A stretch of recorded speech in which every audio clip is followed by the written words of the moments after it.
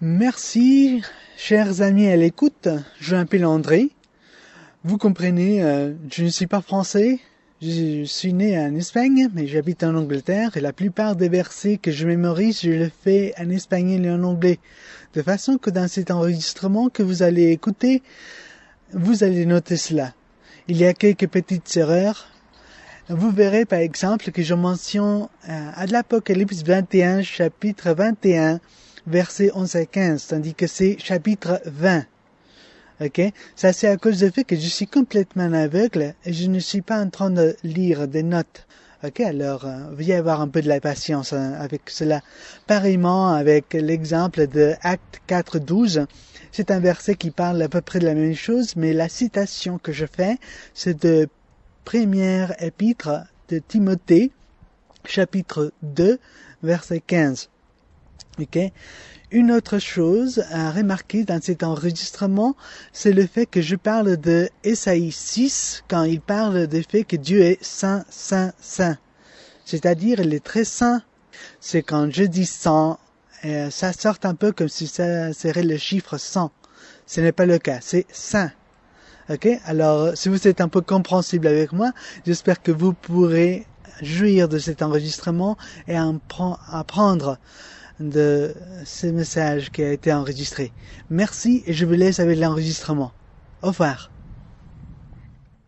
Ça me bien en anglais, de façon que si peut-être quelqu'un pourrait le lire littéralement, ça serait plus convenable d'abord.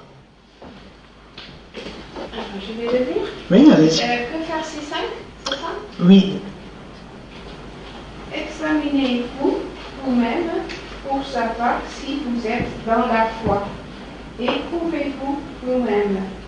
Ne reconnaissez-vous pas que Jésus-Christ est en vous, à moins peut-être que vous ne soyez reprouvés. Examinez vous-même si vous êtes dans la foi. Ce verset cache une vérité incroyable. Est-ce que nous sommes vraiment dans la foi? Pourquoi je demande cela dans un contexte comme celui-ci? Vous savez que ici, assis à l'église, nous avons tous l'air d'être assez bons. Ok? Mais si je demande qu'est-ce qui arrive quand personne n'est en train de regarder,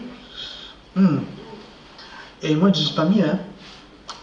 Nous sommes tous pécheurs. La Bible le déclare, Romains 3.23, tous sont pécheurs, personne n'a le droit d'aller au ciel. Ok, et des gens ne pensent pas à cela. Ils continuent comme d'habitude, ignorant tous ces avertissements de la part du Seigneur dans sa parole. Certains ont une petite compréhension, mais sont des compréhensions erronées. Les anciens Grecs, par exemple, plaçaient un peu de l'argent dans la bouche de quelqu'un qui était décédé pour qu'il puisse payer l'aller au séjour des morts. D'autres tuaient les animaux qui appartenaient à la personne pendant qu'elle était vivante pour qu'il puisse encore jouir de ces bêtes dans l'autre vie. Certains, maintenant, nous avons par exemple les athées qui pensent qu'une fois qu'on meurt, l'âme disparaît. C'est comme le corps. Boum, c'est parti, on ne revient pas. On voit beaucoup des idées, aucune basée sur la vérité, la parole de Dieu. Ceci est très dangereux, parce que la chose la plus importante dans notre vie, c'est d'être dans la foi, parce que sans la foi, on ne peut pas voir Dieu. Cela a des conséquences éternelles, parce que vous avez l'âme que l'on ne voit pas et que d'habitude on ignore, est immortel. Le livre de l'Ecclésiaste déclare que Dieu a placé l'éternité dans le cœur de l'homme. Quand l'hébreu parle de cœur, il parle de l'âme, la partie invisible. Vous avez le corps, ce que vous regardez dans le miroir, okay, mais Dieu a placé l'éternité dans le cœur. Alors, cela, c'est ce qui est important. Et pourquoi est-ce que c'est tellement important? Pourquoi est-ce que je parle de ça? Parce que j'ai trouvé cela le sujet le plus important dans ma propre vie à moi, depuis que je suis tombé dans le coma. J'ai été renversé par une voiture à 2 reprises. J'ai passé par 2 méningites, plusieurs opérations. Il ne faut pas donner la liste ici, mais j'aurais dû être mort à plusieurs reprises. Et quand on se trouve dans ces circonstances-là, il n'y a aucune autre chose qui compte. Ceci, c'est ce qui est important. Tout d'un coup, ayant ignoré tout ceci pendant des années, tu t'es mis à penser où est-ce que je vais passer l'éternité? Est-ce que je vais être dans l'enfer? Ou est-ce que je vais être au ciel avec Dieu?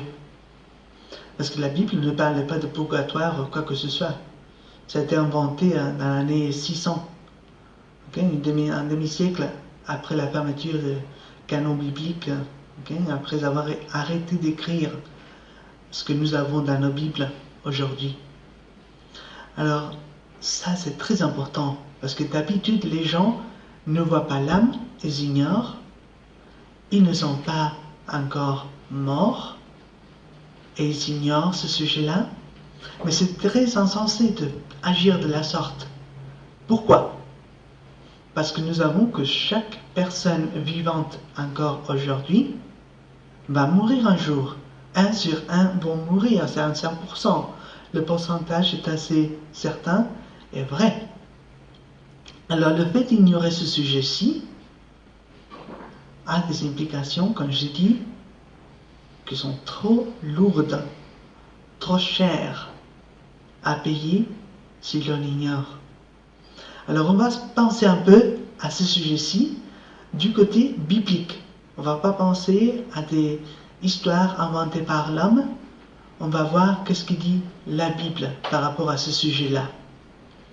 Vous savez, il y a dans la Bible plusieurs sujets à traiter, mais le plus important, c'est la gloire de Dieu et le salut des hommes. Nous savons tous que nous sommes pécheurs. Si nous sommes honnêtes avec nous-mêmes, nous savons que nous ne sommes pas parfaits. Nous savons que nous avons tous péché. Cela veut dire que nous avons tous fait quelque chose qui offense Dieu. Dieu est saint. Et pas uniquement saint, nous avons chanté très saint. Mais très saint, ce n'est pas quelque chose de tellement vrai. Si on regarde le livre d'Ésaïe au chapitre 6, il dit « Saint, saint, saint, le Dieu des armées ». Et vous savez, dans l'hébreu, il n'y a pas de superlatif. On ne peut pas dire « bon, mieux, le meilleur ». Alors la façon d'obtenir le résultat, ce qu'il faut en hébreu, c'est répéter le même mot 3 fois. Alors quand on dit « saint, saint, saint », ça veut dire qu'on ne peut pas aller plus saint que ça. Dieu est tellement pulcre, tellement pur, tellement quelque chose d'autre, écarté du péché, que les prophètes ont dit « tes yeux sont trop saints pour pouvoir regarder le péché ». Ça, c'est le problème. Le problème, ce n'est pas le péché en soi, parce que nous sommes pécheurs et nous aimons pécher, nous avons une nature pécheuse. Le problème, c'est que nous avons offensé Dieu. Et ça nous sépare de quelqu'un qui est tellement saint. Nous ne pouvons pas avoir le mensonge dans notre tête que nous sommes bien et bon, j'arriverai au ciel par mes forces, par mes bienfaits, par mes rites, mes cérémonies, ma religion, quoi que ce soit. La Bible déclare qu'il n'y a qu'un seul sauveur, du grec soter. Nous avons la doctrine de sotérologie. C'est la doctrine qui déclare qu'il n'y a qu'un seul médiateur entre Dieu et les hommes, c'est Jésus-Christ l'homme.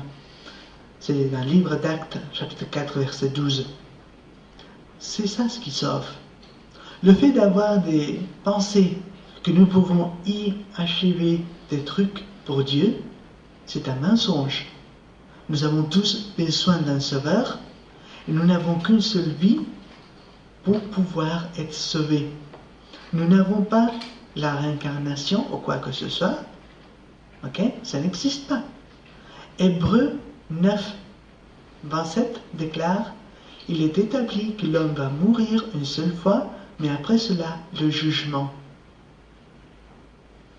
Il faut être prêt pour ce jugement, n'est-ce pas? Ou voulez-vous y arriver sans connaître la vérité? Et si Dieu nous donne la grâce d'être encore vivants pendant qu'on écoute ce message-là, qu'on comprend la vérité, nous avons l'opportunité d'agir pendant qu'il y a encore de temps. Comme Pierre déclare dans une de ses épîtres, je suis en train de les donner de temps pour qu'ils puissent se repentir. Parce que le salut n'est pas tout simplement prier une petite prière. Après continuer comme si rien s'est passé, et voilà, je suis sauvé. Le salut est quelque chose de plus grand que cela. Et c'est ça ce qui compte. Ce n'est pas le jour que je suis né, le jour que je mourrai, le jour que je me suis marié qui est important. C'est est-ce que je suis en Dieu? Parce que mon opinion à moi, par rapport à moi-même, ne compte pour rien. Ce qui compte, c'est ce que le Seigneur connaît. Parce que lui, il voit tout. Il regarde même l'âme, l'intérieur, celui que nous ne voyons pas. Et il sait que notre âme est sale. Et quand je dis, il est tellement saint, il ne peut pas être à côté des pécheurs. C'est pourquoi c'est tellement surprenant que je suis venu sur la terre. Que l'amour tellement grand, n'est-ce pas? Il a décidé de venir ici, sans, pour être parmi des pécheurs. Payer le prix que demande la justice divine pour le péché, à notre place, pour que ceux qui croient en lui, ceux qui placent leur confiance en lui, peuvent être sauvés. C'est incroyable. Ça, c'est le message de la Bible. Pour que ceux qui sont sauvés puissent partager l'éternité avec Dieu, le glorifier. C'est incroyable, c'est tout grâce à lui, rien à cause que nous faisons nous-mêmes. Alors, considérez, est-ce que vous êtes dans la foi? Je vous demande personnellement, je ne peux pas répondre, c'est quelque chose pour que vous puissiez réfléchir. Vous puissiez réfléchir vous-même. Parce que rappelez-vous, nous nous pouvons tromper nous-mêmes. Mais personne ne se moque de Dieu, comme le déclare Galate. Ça, c'est très intéressant. Parce qu'il y a un autre verset, si vous voulez le chercher. Ça se trouve à Matthieu, chapitre 7, verset 21. Où il dit, « Plusieurs me diront ce jour-là, Seigneur, Seigneur, est-ce que nous n'avons fait ça et ça? » Et Dieu, Jésus, le juge de toute la terre, déclare, « Écartez-vous de moi, vous qui faites le mal. » Si vous êtes éloigné de Dieu, l'endroit alternatif est trop douloureux, trop chaud pour y avancer, pour toute l'éternité. Il y a toute l'éternité à purger nos péchés, sans pouvoir y sortir. Pourquoi je pense à ce verset-là? Parce que le premier mot dit plusieurs. Plusieurs, cela veut dire qu'il y a un grand nombre de personnes qui disent Seigneur, Seigneur, des gens qui pensent être sauvés, des gens qui sont même chrétiens, mais qui ne le sont pas. Ils vont dans l'église, ils chantent, ils font tout.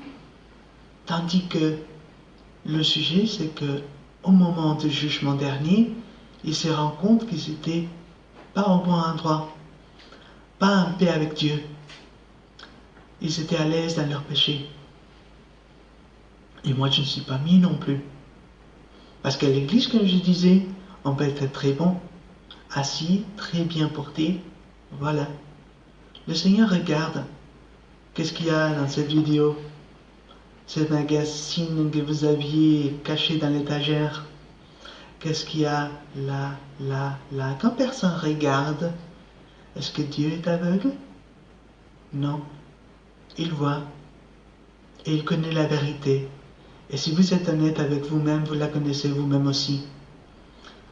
Jésus a été appelé Jésus, que nous avons lu il y a quelques jours pendant Noël, à cause du fait qu'il allait délivrer son peuple de son péché. Est-il votre sauveur? Ou bien vous désirez tout simplement de ne pas aller dans l'enfer et vous voulez garder le péché et avoir Jésus comme sauveur et pas comme Seigneur? Ça, c'est une question très importante parce que la conséquence, comme j'ai dit, c'est éternel. Et comme nous avons lu tout simplement il y a quelques instants, Matthieu déclare une analyse que beaucoup de monde ignore. Beaucoup de monde sont en train d'agir de la sorte sans se rendre compte. Le Seigneur connaît la vérité. Nous pouvons nous tromper nous-mêmes. Je demande encore, est-ce que le Seigneur vous a délivré de votre péché? C'est vrai que nous ne sommes pas sans comme le Seigneur. Si nous lui demandons pardon de notre péché et nous nous repentons, c'est-à-dire nous décidons de nous écarter, c'est comme Paul, chapitre 7 de Romains. Malheur à moi qui me rescapera de ce corps de mort. Je ne veux pas faire ce que je fais, et ce que je veux faire, je ne le fais pas. Malheur à moi. Mais là, il y a une petite différence. Il ne veut pas pécher. Il lutte contre le péché. Ce n'est pas quelqu'un qui est à l'aise avec le péché. Il est sauvé, il tombe. On demande pardon au Seigneur, on se relève, on continue. Est-ce que vous vous trouvez dans ce groupe-là? Est-ce que vous connaissez Jésus comme votre Sauveur et comme votre Seigneur? Est-ce que vous lisez la Bible? Est-ce que vous l'obéissez? Parce que rappelez-vous, il est aussi écrit, il ne faut pas être un lecteur uniquement. Ce n'est pas celui qui lit ou qui écoute la parole, mais celui qui la met en pratique, qui est un vrai disciple du Seigneur. Ok? Veuillez noter que cela veut dire que ce n'est pas le fait d'avoir une Bible sur l'étagère ou dans ma poche qui est important. Même le fait de la lire n'est pas important non plus. Est-ce que je la mets en pratique? Le Seigneur connaît la vérité. Rien ne se cache aux yeux du Seigneur. Vous savez, à l'Apocalypse, le Seigneur, chapitre 1, est en train de passer par les diverses lampes. Il est décrit d'une façon surprenante. Jésus, dans sa gloire, et les cieux sont une flamme. La lumière, il regarde tout. Vous savez que quand le paralytique avait été descendu du plafond par ses amis pour qu'il puisse être guéri, Jésus a regardé un homme, il a regardé la foi de ce monsieur. Personne ne voit ça, hein? La foi est invisible. La certitude, c'est ce que nous ne voyons pas, comme dit Hébreux, chapitre 11. Mais Jésus a vu la foi de ce monsieur. Il connaît la vérité. Il connaît la vérité dans mon cas, dans votre cas. C'est incroyable, il connaît tout. C'est une des caractéristiques non transmissibles de Dieu. Il connaît tout. Alors, il faut se réveiller pendant que nous avons cette vie-ci. Parce qu'après, c'est trop tard. Si vous voulez chercher dans votre Bible, il y a un autre passage. Nous avons parlé de la doctrine de sotérologie et la repentance, s'écarter du péché pour être sauvé par le Seigneur, pas uniquement par le Sauveur. Okay? Il y a une autre section de la parole que j'aimerais bien considérer, et ça serait l'Apocalypse, chapitre 21, versets 11 et 15. Chapitre 21 d'Apocalypse, versets 11 et 15. Il y a deux jugements de façon individuelle. Okay? Vous savez, le jugement des nations pendant le millénium, etc. Mais je parle de façon personnelle. Je parle à chacun de vous. Ceci, c'est personnel. Okay? Il y a deux jugements. Si nous en croyons, il y a le jugement binicide. Comment? Non. D'accord. Il y a le jugement dans lequel on décide quelle est la récompense de ceux qui ont cru en Jésus comme Seigneur et Sauveur. Okay? De l'autre côté, il y a ce jugement-ci appelé le jugement du grand tronc blanc. Ça, c'est le jugement pour les non-croyants, ou même ceux qui pensaient être croyants sans l'être. Nous avons parlé de Matthieu 7, 21. Ça s'est placé ici, chronologiquement. Je vais le dire, je ne peux pas le lire, alors je vais faire la meilleure traduction que je peux, avec ma mémoire uniquement.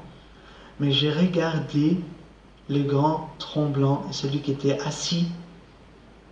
Il y avait tous les morts devant lui, les grands, les petits, c'est-à-dire, ça peut être les importants, les non importants. Vous pouvez être âgé, vous pouvez être jeune, tous sont devant le trône. Et les livres sont ouverts. Les livres, ce sont tous les registres de tout ce que nous avons fait, pensé, dit pendant notre vie. Et les morts étaient jugés. Il ne dit pas que les morts étaient pardonnés. La possibilité de pardonner, c'est pendant cette vie-ci. Pas là-bas, là-bas c'est trop tard. Vous avez eu l'opportunité pendant que vous étiez en vie. Non, il dit les morts étaient jugés à cause de ce qu'ils avaient fait. Il y avait un autre livre qui avait été ouvert, le livre de vie. Ceux qui sont sauvés sont écrits dans ce livre-là. Tandis que dans ce jugement, les gens peuvent regarder là-dedans, leur nom n'est pas là. Jugé à 2 reprises. Vous n'êtes pas sauvés et vous êtes jugés à cause de votre péché. Ensuite, il déclare que le séjour des morts va rendre les morts. La mort et le séjour des morts rendent leur mort. La mort, c'est l'état. Ils sont morts. Ils ne sont pas vivants. C'est une déclaration de statut tout simplement. Le séjour de mort. Là, il faut faire attention. Parce que des fois, on ne comprend pas ce que ça veut dire. Vous savez, quand vous êtes en vie, vous êtes sur terre, sur la création de Dieu. Quand vous mourrez, le corps est bien incinéré, bien enterré, tandis que l'âme, comme nous avions vu, elle est immortelle. Elle va au séjour de mort.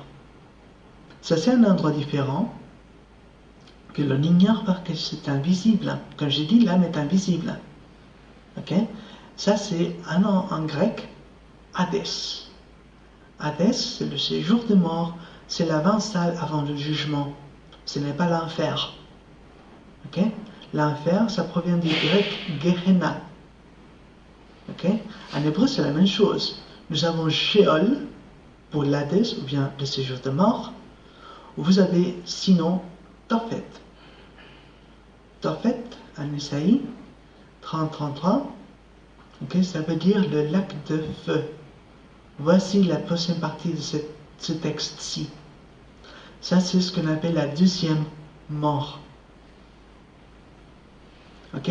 Alors, quand quelqu'un meurt, bien, il est croyant, et comme je dis, quand la Bible déclare, je peux être ici au présent avec le Seigneur tout de suite, ou bien on passe dans la salle de jugement dernier, l'Hadès. Ensuite, il y a le jugement dernier, ensuite l'éternité dans le lac de feu. Je sais qu'il y a plusieurs personnes qui ignorent ce sujet-là, qui n'aiment pas parler de ces choses parce que ce sont très dures. Et c'est vrai, et je le dis avec des larmes dans mon cœur, parce que je ne veux que personne y arrive. C'est pourquoi je déclare ceci clairement, ouvertement, sans qu'il y ait des possibilités de confusion par rapport à ce que je parle. Parce que ce texte n'est pas dans la Bible pour nous faire avoir très peur, pour trembler, non. Si vous avez un signal de trafic, vous avez par exemple des panneaux qui disent ne pas circuler par cette partie-là. Ce texte est à peu près la même chose. Alors, le Seigneur vous donne l'opportunité, vous avez encore de l'air dans vos poumons, c'est bon. Vous avez toujours la possibilité de réagir correctement, sans vous tromper vous-même, parce que rappelez-vous, Dieu n'est pas trompé, et vous avez l'opportunité de vraiment venir au Seigneur, vous repentir, vous écarter de péché et dire Seigneur, aie pitié d'un pécheur comme moi. Un pécheur comme André, qui n'est pas mieux. Je suis encore un autre qui a été sauvé par la grâce de Dieu, par sa grâce uniquement, par le sang qui a été versé pour moi, parce que Jésus a pris la punition que moi je mérite sur lui-même. Alors si Dieu a puni Jésus, qui est Dieu en personne, il a effacé la colère qu'il a contre le péché sur le corps de Jésus. Cela veut dire qu'il n'y a pas encore de la colère envers ceux qui ont mis leur confiance en lui. La colère a été déjà dépensée en Jésus. Il maintenant peut nous montrer de l'amour et nous donner l'éternité avec lui pour qu'on puisse le voir en personne, être comme lui pour toujours dans son royaume incroyable. Ceux qui n'ont pas mis leur confiance vraiment en Jésus, ils font toujours confiance en leurs œuvres. J'ai été un aveugle traverser la rue quand je suis beau. Ne vous trompez pas, ça ne sert à rien. Si vous avez commis une seule faute, si vous avez commis un seul péché, qu'il soit visible ou bien non visible, le Seigneur sait que vous êtes un pécheur. Je vais vous placer un exemple très clair. Okay, vous mangez des omelettes. Okay? Disons qu'on va prendre 3 œufs et un seul de ces œufs est pourri. Si vous mangez cette omelette, qu'allez-vous sentir? C'est pas quelque chose de bon, hein? Pareillement, avec nos bonnes œuvres, les bonnes œuvres ne sont que rien devant Dieu, très sans. Et notre péché n'accuse que notre conscience. Ça nous rend coupables. Nous n'avons que dire la vérité envers nous-mêmes, réagir pendant que nous avons le temps et aller au Seigneur, courir vers lui, le demander pardon, écarter de péché et suivre Jésus, l'obéir. Ce n'est pas le fait de prier une petite prière et continuer comme si rien s'est passé. Mes amis, ça c'est le message le plus important. Je vais vous demander personnellement, est-ce que c'est votre cas? Vous connaissez Jésus comme votre Seigneur, comme votre Dieu, comme votre Sauveur? Ou bien est-ce que vous allez le trouver comme votre Créateur et ensuite comme votre juge? Réagissez pendant que vous pouvez. Merci.